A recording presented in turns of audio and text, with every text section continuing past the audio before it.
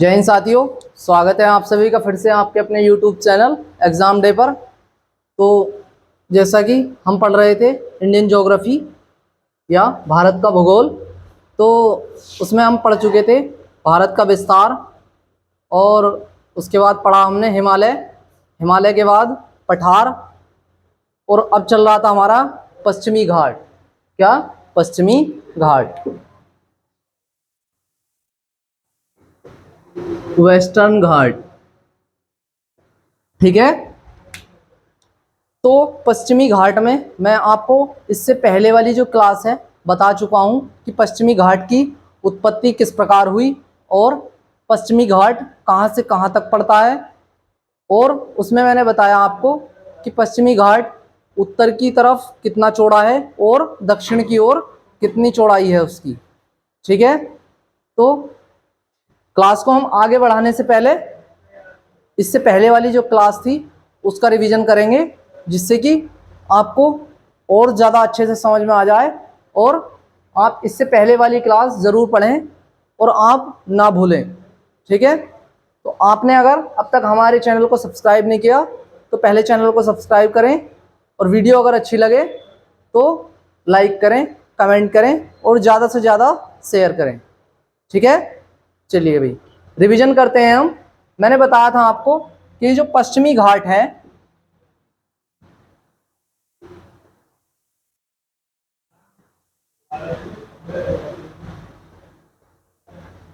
पश्चिमी घाट, तो पश्चिमी घाट के बारे में मैं आपको बता चुका हूं कि जो पश्चिमी घाट है हमारा, यहां पर क्या बताया था मैंने आपको, ये बताई थी विंध्यन श्रेणी। ठीक है। क्या था ये? विंध्यन श्रेणी, विंध्यन श्रेणी। उसके बाद मैंने बताया कि यहां से एक नदी निकलती है विंध्यन श्रेणी के नीचे से। तो विंध्यन श्रेणी का जो उत्तर की ओर है विंध्यन श्रेणी, और उसके दक्षिण में एक नदी निकलती है जिसका नाम है नर्मदा नदी। नर्मदा नदी। ठीक है भाई। मैंने नर्मदा भ्रंश भी बताया था कि यहां पर ये जो नर्मदा नदी है यहीं पर पड़ता है, यही नदी बनाती है नर्मदा भ्रंश। भ्रंश चटक, यानी कि जो प्लेटों के विवर्तनीकरण के कारण जो चटक पड़ी उसको हम क्या बोलते हैं? भ्रंश। ठीक है। विंध्यन श्रेणी के बाद एक और श्रेणी पड़ती है यहां पर जिसका नाम था सतपुड़ा। सतपुड़ा श्रेणी। सतपुड़ा श्रेणी के बाद फिर से एक नदी निकलती है जिसका नाम है ताप्ती नदी। कौन सी? ताप्ती। तो ये जो ताप्ती नदी थी हमारी, इसके बाद यहां से ताप्ती नदी के बाद से जो स्टार्ट होता है हमारा इस प्रकार से, तो ये है हमारा वेस्टर्न घाट। वेस्टर्न घाट या पश्चिमी घाट। ठीक है। मैंने बताया कि ये था पश्चिमी घाट, और जो इधर की तरफ था वो क्या था? पूर्वी घाट। तो ये ईस्टर्न घाट। क्लियर है सभी को? अब हम इससे आगे चलते हैं। इसके बाद मैंने बताया कि यहां पर कुछ पहाड़ियां भी पड़ती हैं। एक पहाड़ी पड़ती है यहां पर इस प्रकार से, यहां पर, जिसका नाम है नीलगिरी की पहाड़ी। ठीक है भाई। क्या नाम है इसका? नीलगिरी पहाड़ी। तो मैंने बताया कि जो पूर्वी घाट था हमारा और पश्चिमी घाट था, उसको जो पहाड़ी जोड़ने का कार्य करती है उसका क्या नाम है? नीलगिरी की पहाड़ी। पश्चिमी घाट और पूर्वी घाट को जो पहाड़ी जोड़ती है उसका नाम है नीलगिरी पहाड़ी। तो इसको क्या बोलते हैं हम? इसको बोलते हैं हम पश्चिमी घाट और पूर्वी घाट का मिलन स्थल। ठीक है भाई, पश्चिमी घाट और पूर्वी घाट का मिलन स्थल कहां पर है? तो ये है नीलगिरी। ठीक है, अब नीलगिरी जो मुख्यतः है वो किस राज्य के अंतर्गत पड़ती है? तो वो तमिलनाडु के अंतर्गत। जबकि मैं बता चुका हूं कि नीलगिरी की जो पहाड़ी है वो 3 राज्य के अंतर्गत पड़ती है। वो राज्य कौन कौन से हैं आपको ध्यान रखना है? केरल, तमिलनाडु और कर्नाटक। ठीक है भाई, चलिए उसके बाद आज हम देखते हैं, यहां तक सभी को क्लियर है? मैं इससे पहले वाली क्लास में इसको बिल्कुल क्लियर करवा चुका हूं कि ये जो हमारा पश्चिमी घाट था इसकी जो उत्पत्ति है वो किस प्रकार से हुई। ठीक है, तो मैंने इसकी डेफिनेशन भी बताई थी कि पश्चिमी घाट की उत्पत्ति कि जब भारतीय प्लेट यूरेशियन प्लेट से टकराई, जब भारतीय प्लेट यूरेशियन प्लेट से टकराई तो क्या हुआ कि जो अरब सागर वाला पार्ट था हमारा, अरब सागर वाला, ये जो पार्ट था हमारा अरब सागर वाला, ये नीचे की ओर धंसा। ठीक है, ये नीचे की ओर धंसा, जबकि जो ये पार्ट था हमारा, कौन सा, जो उत्तरी पार्ट था वो ऊपर की ओर खिसका। ठीक है, अरब सागर का वाला पार्ट था वो नीचे की ओर धंसा, और जो ये था कौन सा, जो उत्तरी पार्ट था हमारा, जो भारतीय प्लेट वाला, वो किधर खिसका? वो खिसका उत्तर की ओर, जिसके कारण क्या हुआ कि यहां पर एक भ्रंश पड़ गया इस प्रकार से। देखिए,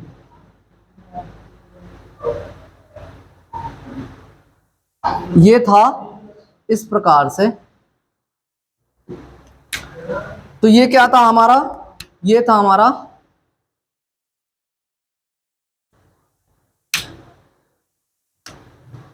ये इस प्रकार से था। ये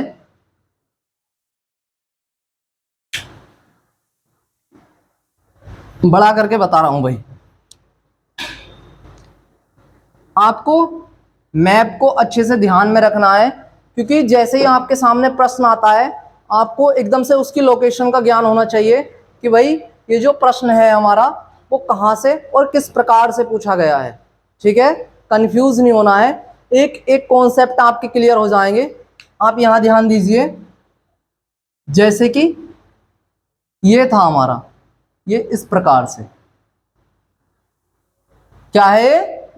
तो ये है हमारा पश्चिमी घाट। ठीक है, तो जो पश्चिमी घाट है उसको, ये है हमारा इसका पश्चिमी घाट का तटीय मैदान। ठीक है, और ये है हमारा दक्कन का पठार, दक्कन का पठार। उसके बाद यहां पर पड़ता है हमारा पूर्वी घाट, पूर्वी घाट, ईस्टर्न घाट। ठीक है, और ये यहां पर क्या पड़ता है? तो ये पड़ता है पूर्वी तटीय मैदान। ठीक है, क्या पड़ता है? पूर्वी तटीय मैदान या ईस्टर्न कोस्टल प्लेन। मैदान को क्या बोलते हैं? प्लेन। तो ईस्टर्न कोस्टल प्लेन। इसी प्रकार से जो पश्चिमी मैदान है उसको बोलते हैं हम वेस्टर्न कोस्टल प्लेन।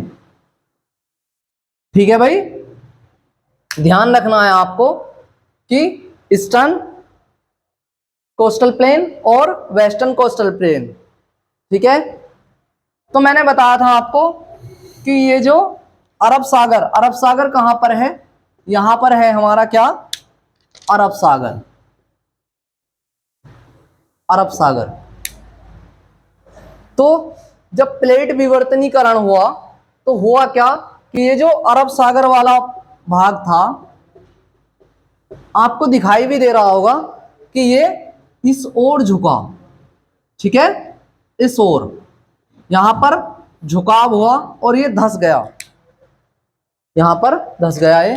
जबकि ये जो भाग था हमारा, ये क्या हुआ, उत्तरी भाग, या इसको बोल सकते हैं आप भारतीय प्लेट वाला जो भाग था, वो क्या हुआ कि वो ऊपर की ओर उठ गया, जिसके कारण क्या हुआ कि पश्चिमी घाट का जो है निर्माण हुआ। तो आपको यहां तक सभी को समझ में आ गया। उसके बाद चलते हैं अब हम, चलिए भाई,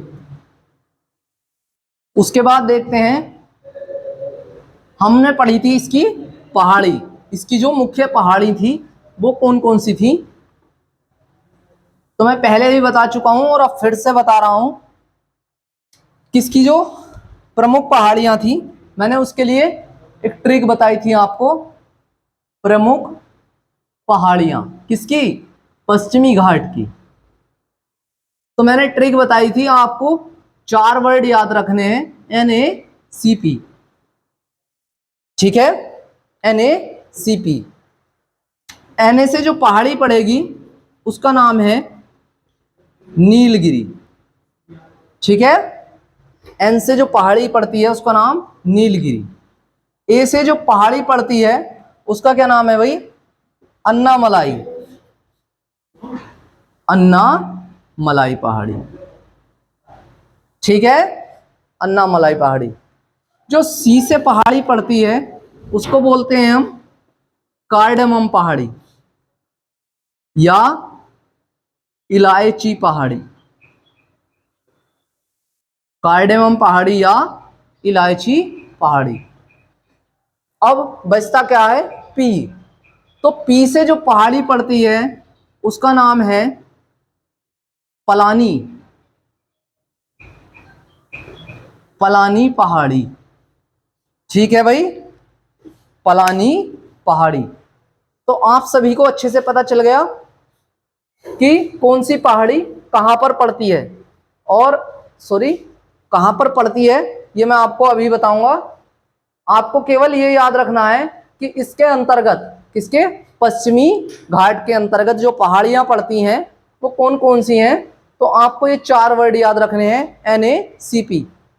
N से नीलगिरी पहाड़ी, A से अन्नामलाई, और C से कार्डेमम पहाड़ी या इलायची पहाड़ी, और जो हमारा P था उससे पड़ती है पलानी पहाड़ी।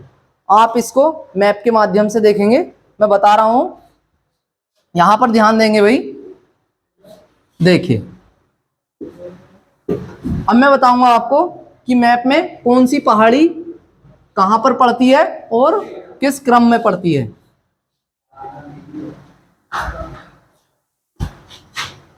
चलिए,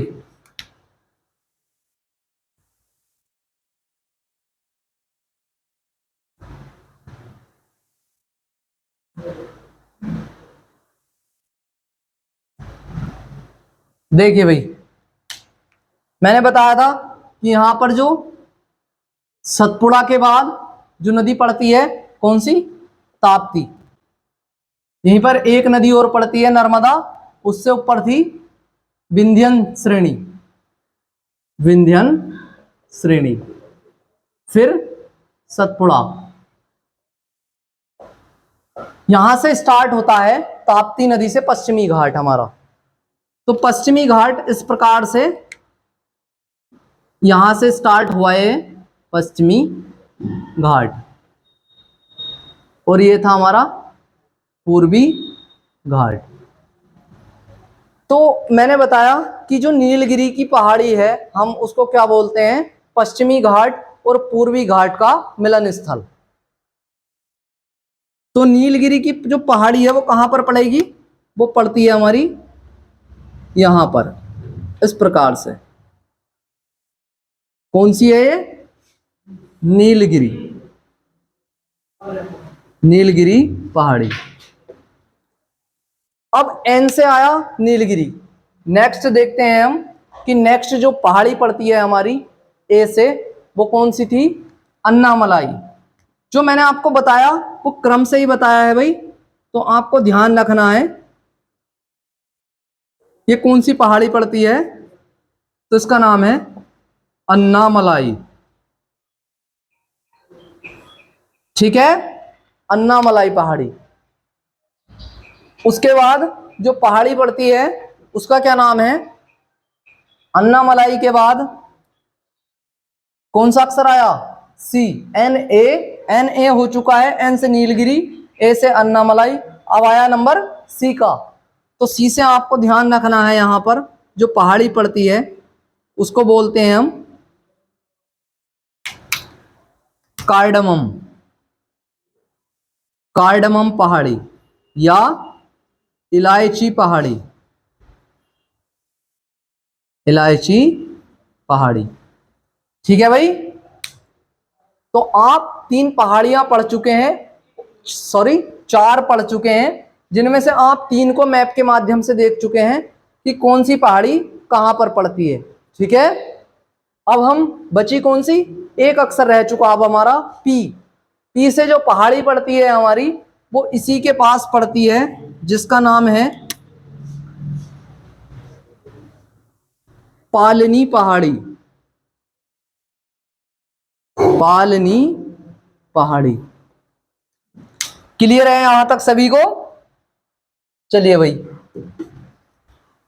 तो पश्चिमी घाट के अंतर्गत जो मुख्यतः 4 पहाड़ियां पड़ती हैं वो आप देख चुके हैं मैप में भी कि कहां पर पड़ती हैं।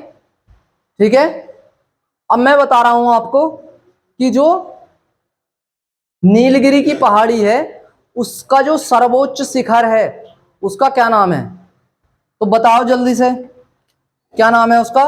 जो नीलगिरी की पहाड़ी है उसका जो सर्वोच्च शिखर है उसका क्या नाम है, यहां पर पड़ता है, तो उसको बोलते हैं हम दोदा बेटा। ठीक है, क्या नाम है उसका, दोदा बेटा।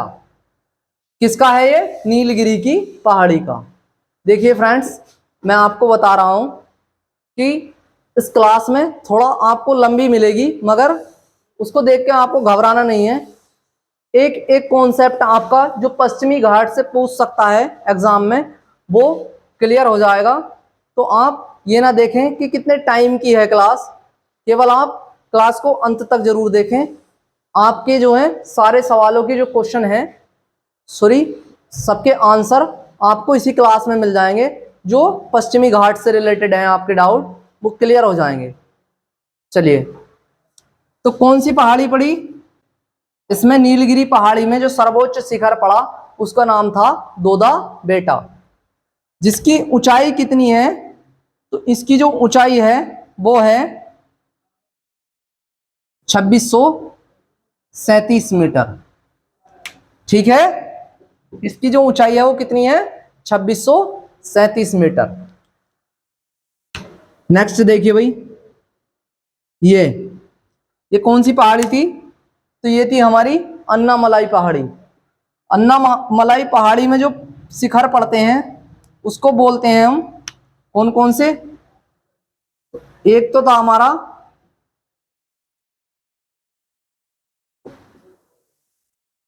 उडमंगलम।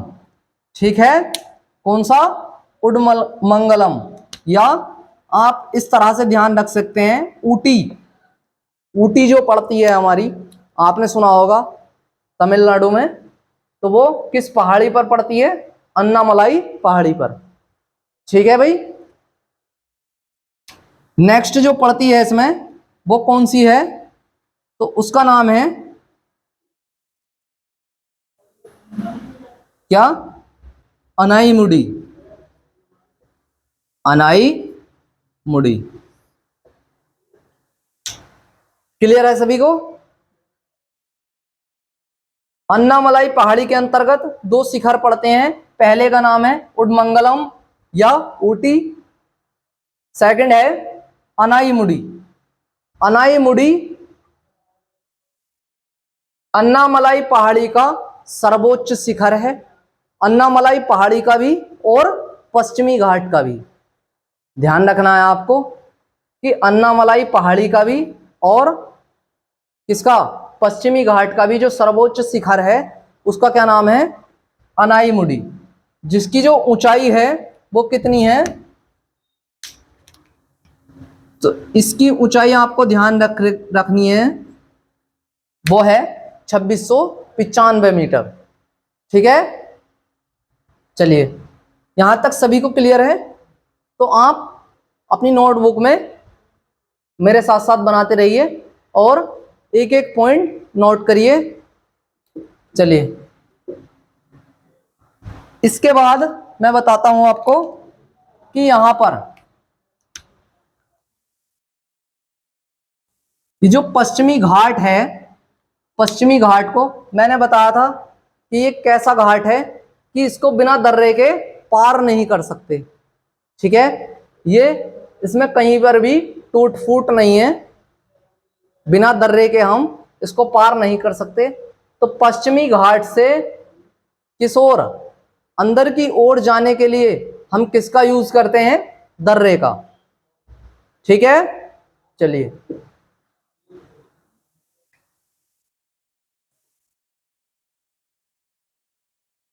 आगे देखते हैं अब हम।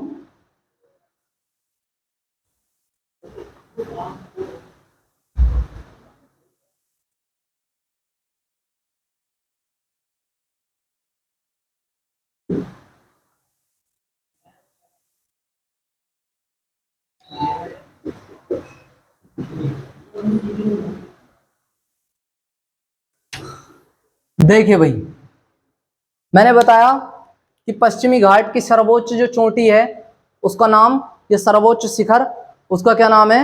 अनाईमुडी। कितनी हाइट बताई मैंने इसकी? तो 2695 मीटर। अगर आपसे प्रश्न पूछता है कि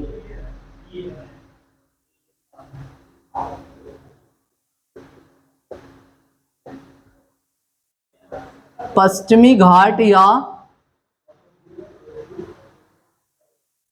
दक्षिण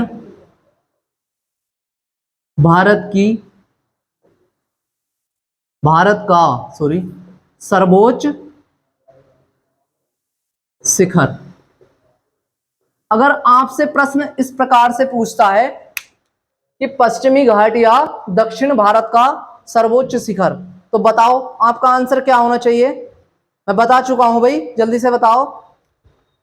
तो मैंने बताया कि इसका जो आंसर होगा वो होगा अनाई मुड़ी। ठीक है, क्या होगा? अनाई मुड़ी या अनाईमुडी। इसकी ऊंचाई मैं बता चुका हूं 2695 मीटर। ध्यान रखना है आपको। पर अगर आपसे प्रश्न हो कि दक्षिण भारत की या दक्षिण भारत का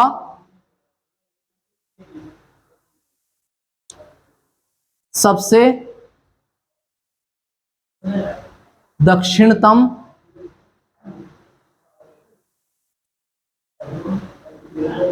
चोटी, ठीक है, दक्षिण भारत की सबसे दक्षिणतम चोटी, तब आप क्या आंसर देंगे? आंसर आप ऐसे दे ही नहीं सकते क्योंकि आपको बताया ही नहीं मैंने कि कौन सी चोटी पड़ती है सबसे दक्षिण में।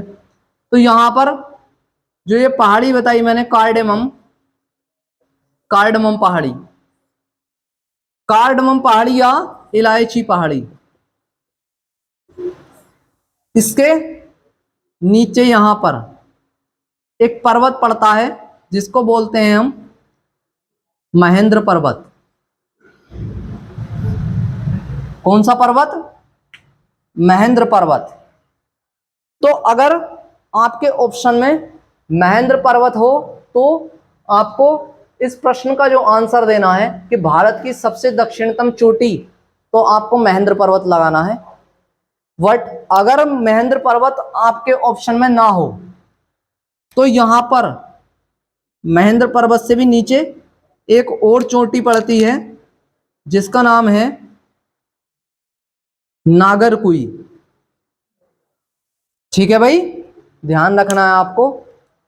तो इसका आंसर आप ऑप्शन के हिसाब से लगा सकते हैं, महेंद्र पर्वत या नागरकुई। ठीक है भाई, चलिए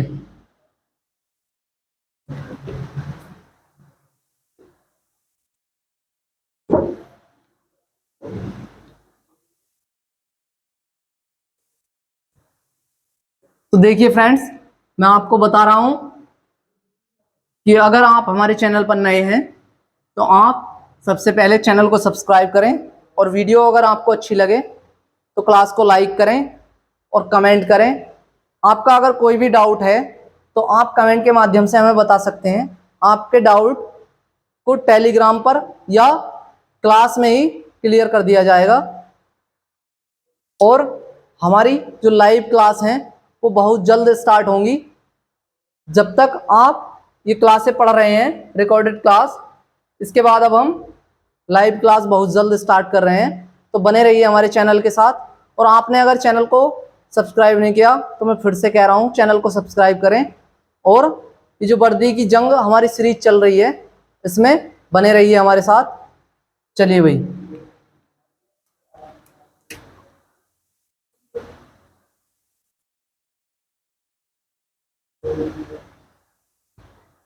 देखिए भाई, अब पश्चिमी घाट के बारे में मैं आपको और बता रहा हूं थोड़ा सा, तो ध्यान देना है आपको। इधर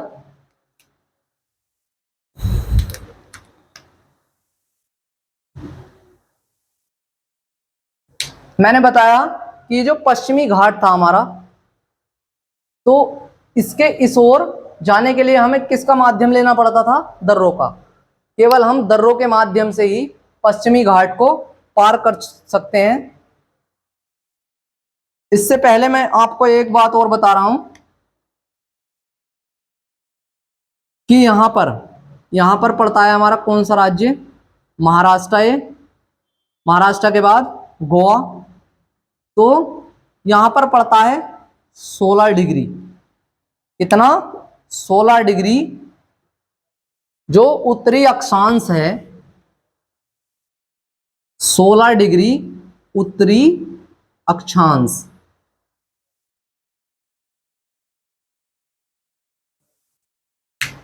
सोलह डिग्री उत्तरी अक्षांश का क्या महत्व है? तो ये जो 16 डिग्री उत्तरी अक्षांश है ये पश्चिमी घाट को दो भागों में विभाजित करता है। कितने भागों में? दो भागों में। पश्चिमी घाट का अन्य नाम मैं बता चुका हूं, जल्दी से बताओ कमेंट बॉक्स में क्या बताया मैंने। पश्चिमी घाट का जो अन्य नाम था इसको हम सह्याद्री के नाम से भी जानते हैं। तो जो 16 डिग्री चैनल है, सॉरी उत्तरी अक्षांश है, वो पश्चिमी घाट को दो भागों में विभाजित करता है। एक होगा उत्तरी और यहां होगा दक्षिणी। ठीक है, उत्तरी और दक्षिणी। तो हुआ क्या कि जो उत्तरी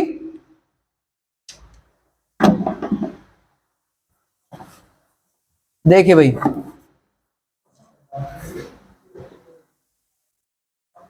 ये जो 16 डिग्री अक्षांश है, अब सबसे पहला प्रश्न तो ये गुजरता किस राज्य से है? ठीक है, तो ये गुजरता है हमारा किस राज्य से? यहां पर एक राज्य का नाम मैं बता चुका हूं आपको, कौन सा राज्य पड़ता है? गोवा। 16 डिग्री अक्षांश गोवा से गुजरता है और किस किस को अलग करता है, तो वो करता है हमारा किसे, पश्चिमी घाट को दो भागों में विभाजित करता है। पहला उत्तरी सह्याद्री, उत्तरी सह्याद्री, और नेक्स्ट है दक्षिणी सह्याद्री। ध्यान रखना है आपको कि जो 16 डिग्री उत्तरी अक्षांश है, इसको उत्तरी अक्षांश को क्या बोलते हैं, लैटिट्यूडनल लाइन। ठीक है भाई, लैटिट्यूडनल लाइन। तो 16 डिग्री लैटिट्यूडनल लाइन पश्चिमी घाट को दो भागों में विभाजित करता है। पहला है उत्तरी सह्याद्री और दूसरा दक्षिणी सह्याद्री। ठीक है, चलिए, तो जो हमारा उत्तरी सह्याद्री वाला पार्ट है, ये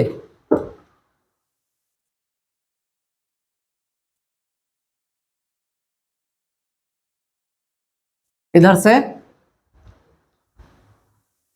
तो मैंने बताया भाई कि इसकी कि ये जो उत्तरी सह्याद्री है हमारा और दक्षिणी सह्याद्री है, दक्षिणी सह्याद्री, इसमें क्या होता है कि इसकी सतह पर जो है, जो उत्तरी सह्याद्री है, सबसे पहले देखते हैं हम उत्तरी सह्याद्री।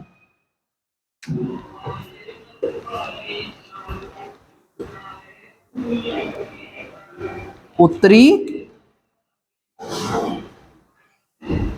सह्याद्री,